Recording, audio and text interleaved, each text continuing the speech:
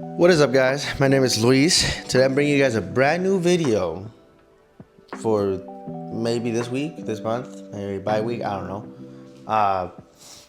Upload schedules all over the place, but that wasn't the point. Last weekend, I was working on my car. I was doing some basic maintenance on my car. It got me thinking, the most common misconception with owning a sports car is that it's high maintenance.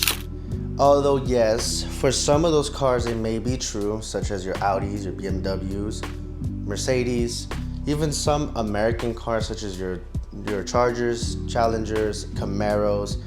Even though they can be high maintenance, there's still some much more lower maintenance sports cars out there that are actually fairly reliable, because the other point is sports cars aren't reliable. I've owned a total of 4 sports cars. I've owned an Infiniti G35, coupe, 2 Hyundai Genesis, the 2.0 and the 3.8, and now I'm onto a Q50. It's a 3.7. It's a 2015 one. And yeah, although they may be a little much more higher and costlier in maintenance, you can never go wrong with owning at least one sports car. So, for you people out there, stylish guys, you're into cars, or you want to have a sports car, or you want to have a fun car as a Sunday car. This list compiled of 5 sports cars that I've seen on the road much more often than I've seen on a shop. So let's get into the list right now, because I have 5 cars to talk about, and I really hope this video isn't long. So the first car on this list, it is my personal car, not the second one, because they're essentially the same thing, just in different shapes and bodies. All right. So the first car on this list is going to be an Infiniti Q50 or Q60. Q50 is a 4-door sedan and the Q60 is a coupe. I genuinely like the coupe more. Do I want the coupe? Yes, but I love the Q50 more. The Q60, I don't have any experience with it, but I do know it actually looks nice, you know. And if we get over the fact that on the newer Q50 and 60s, that the turbos may go out if you don't pay absolutely any attention to it, or if you just tune it up the. I'm assuming you're gonna get one of these cars and you're gonna have it as a reliable car, because if you tune it, it is no longer legal in California or in most states. The Q50 I own is for personal uses, my car. I love this car. It's a 2015. It's a VQ, so it's the 3.7 liter engine. This car does come with another engine after 2016. So the Q50 from 2014-15, it has a body that's stuck from 2014 to 2017, and then after 2018 it had a redesign, but the engines were different. So in 2014 they had a 3.7, and 2016-17 they had a 3 liter starting the VR30. Then the Q60 line, you do have the 2014-15, which essentially can be a G37 at that point. Honestly, that's what it is. That's what it looks like. After that, it got a whole new redesign, and it looks 10 times better than the older model. So for the Q60, try to go for the 2016 up, and you want to get those V6 engines. Don't get the 4 liter engines. I don't know much experience with them. All I know is that I haven't heard many good things from them. The second car on this list. So I just talked about a car that can be in the shop a lot more than it is on the road. Weirdly enough, 2 cars on this list are kind of known for that, but I have seen them on the road a lot more than I have in a shop. That car would be the BMW 340 440i. These things are packed with a B58 engine, downpipe, and a tune, and you're set. That's all you have to really do to this car. If you do have the money to blow, there is the higher versions. You got the M3 and the M4, which are also known as a BMW F80 and F82. Personally, I like the F80 line a lot more than the M30 and F30 and F32. But the tunability of these cars is crazy. Obviously, maintenance on this car is a little more higher than the Infinities. You're just on top of basic maintenance. You're taking it into a dealership, getting inspected and everything. The car will last you, from what I know, a lifetime. That's more what I can say. I haven't owned any of these other cars besides the Infiniti Q50. That's the only car I own right now. But I haven't heard much negative stuff from the B58s. The S55s, which is the M3 and M4, I've heard here and there that they're kind of meh. The third car on this list. Well, we're going to go from Germany back to Japan, because we're going to be talking about the Lexus RC 350, 300, or even the RC 500 if you have the money to blow for that. These cars, they are slower than your grandma. These cars are absolutely slow. I will always say that. But just something about Lexus makes them look really nice. These cars are equipped with the V6 for the 300 and 350, and then the 500, which is either going to be the IS or the RC 500F, is equipped with a 5-liter Japanese engine. It is a V8 engine and it is amazing from what I know. So if you're into the chopping off your exhaust or putting on new exhaust, those are one of the engines you want to go for.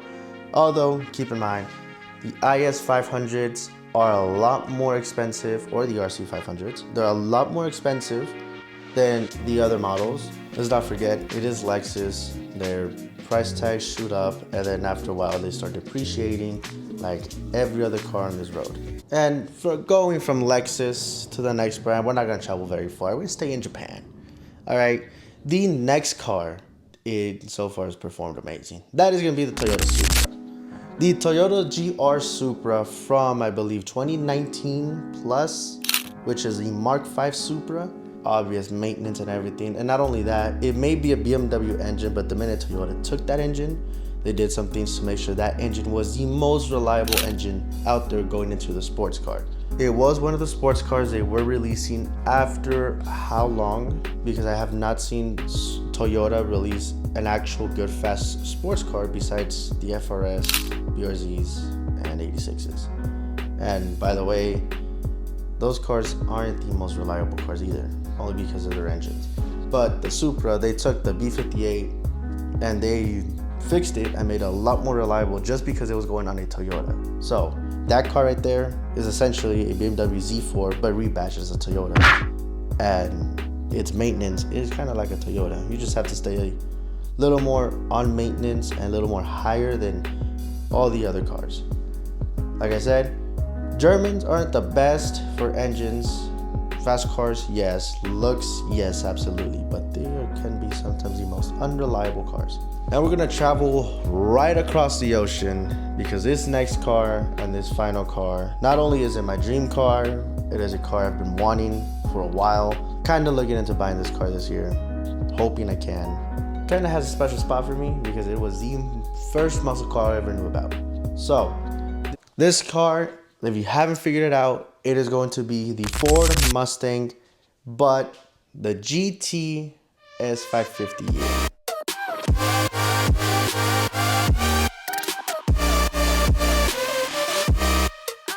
The second and third gen Coyotes. I forgot that those released 2015 with the Coyote Gen 2, and then 2017 they got the Gen 3 with the 10-speed. That 10-speed is overkill. These cars, from what I've seen and from what I've heard, because I've met people with Mustangs only because it is the car I've been wanting since I was 15, these cars are indestructible. Obviously, you throw in a load, it's gonna blow up. I've heard somebody tell me that they supercharged a Mustang and it lasted them a lifetime. They daily drove the car on E85. You don't know, that is pure gas basically. That is essentially racing gasoline, and it's insane how much horsepower you can get out of a car. So this car, the Gen 2 and the Gen 3 are equipped with the V8 5-liter Coyote engine. Not only do these cars look nice, these cars can also be taken, stanced, or slammed, or drifted, however you want to put it. I just like the car as a functional car, maybe some coils, bags, maybe, not too expensive, wheels, and a nice exhaust. That's it. Maybe headers and a tune, and that would be it. dude in California.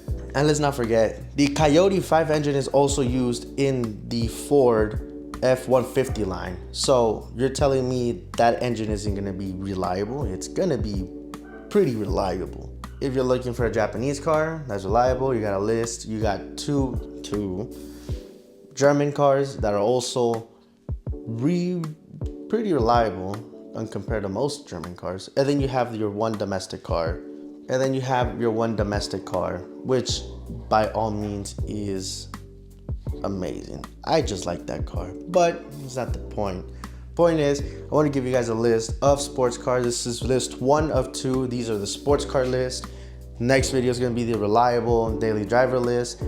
That one I am looking a little more into, only because I also need a reliable car. This is list 1. These are the sports cars. These are the cars if you're really looking to pick up this year for a fun Sunday car, going out car, building car, project car, whatever the case may be. Or if you're looking for something a little more different because you don't want to go the generic route. These are a list of sports cars. I don't know anything about trucks, don't ask me about trucks. But if you guys went out to enjoy this video, this is a very different type of video. And let me give you a little background why I made this video. I've been liking cars since I was 10. First movie that got me into it was Fast and Furious, the original one with Paul Walker. Just something about seeing that orange Supra really did the numbers. And then as soon as I saw the silver R34, that was even better. So ever since then, I've been into cars and I haven't let go of it. It's kind of been like a passion, a hobby that I kind of like to take serious, but not too serious. But this is a different style video. If you guys do want more of these videos, or if you guys want to have more in-depth and understanding about cars, please leave a comment down below and I can get straight to work. But like I said, this is video 1. This is sports car video. Second video should come out shortly. Is going to be your most reliable cars to drive for the year of 2025, or pick up and have them last for a while. You can either go back in years or you can buy a brand new. But that's it for this video. Thank you guys for watching.